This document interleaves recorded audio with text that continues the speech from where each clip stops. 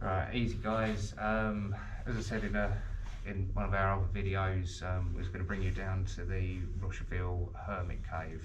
Now, this would have been a hermit cave where an old guy would have lived in the Victorian times. There would have been a folly that would have been, or a grotto, that would have been built out from this. The guy would have lived there all year round. It would have been entertainment for them back in the Victorian times. A lot of noble people actually had hermits that would live in a cave on their land, and they'd bring their guests down to show them off, and they'd be promised to be paid after 5, 10, 15, 20 years. A lot of the time they were screwed over by the rich people. But this would have been in the sort of Rosherville Public Gardens / Zoological Society. Loads of people would have come here. The bears were very famous here. This has been put out as being the bear cave. This is nothing to do with the bears. There was a hermit that lived in here. We'll show you as to why that is as we go in.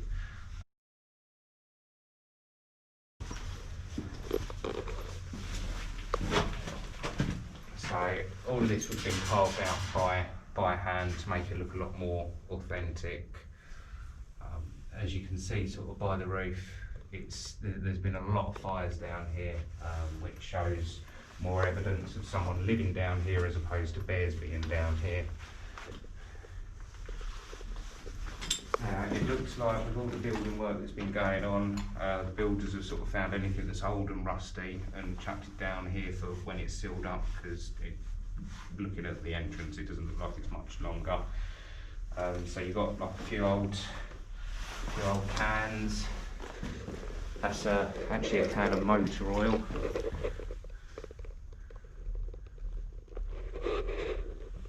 Emulsion paint. Full style lids like the cans.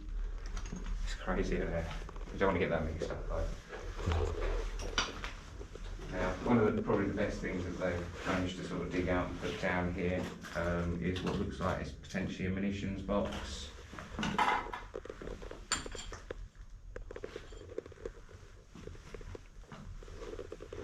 Now, as more evidence that this was a hermit cave as opposed to a bear cave, because of course people say that all these lines on the wall are claw marks from the bears.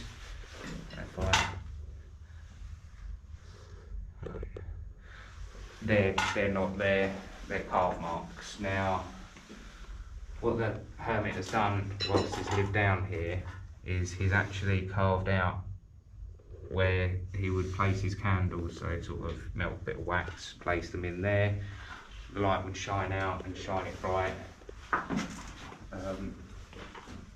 There are a couple of them around here, but also little carved out little personals areas, little cupboards. We've got the area that's been sort of carved out towards the back as well, which he would have probably had a slab up against, but kept his food in. That's sort of what they did. There was left food for the week. Create like a little mini fridge at the back of their dwellings. That was the cool area. Had the fire near the front so the smoke went out. Kept warm, kept cool. Was able to live in here. Once again, as you can see on the wall here, this is what people go on about by saying it's bear claw marks, but it's really not. Same carvings in the tram tunnel. That's it. Exactly. So, and there definitely weren't bears living in the bloody tram tunnel. No. Now, someone put a baby in this one, but that's been another part that they would have carved. He would have carved out to put his candles in to light up the area. Now, the other reason that I know that this isn't a bear cave is where this is compared to where the bear pit is. It would be a good sort of 10-15 minute walk with a bear. You're not going to walk a bear that far to put it into a cave, and from pictures and original drawings that I've seen of the bear pit, the bear's cave came off of the bear pit, so it lived down there constantly. Never came out, was never gone anywhere.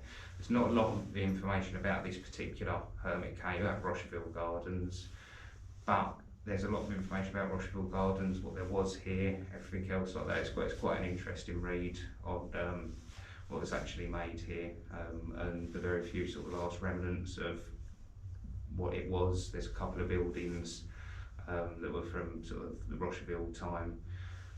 Sadly, it's all getting locked up, everything else like that. But it's just quite a nice little bit of different, interesting history. Not quite our normal military stuff that we go for, but definitely a good bit of interesting history. And you know, I hope you guys sort of enjoyed this little look around. And yeah, I'll see you again next time.